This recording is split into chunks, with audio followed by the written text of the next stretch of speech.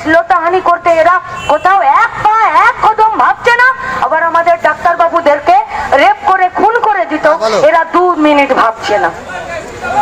তাহলে সুপারকে তো দায় নিতে হবে, কিন্তু সুপারকে শুধুমাত্র আজকের ঘটনাটা দায় নিলে হবে না, সুপারকে দায় নিতে হবে এই গোটা হসপিটালটা যে অব্যবস্থার মধ্যে নিয়ে চলছে, সেই গোটা অব্যবস্থার জন্য। তাই আপনাদের কাছে আমাদের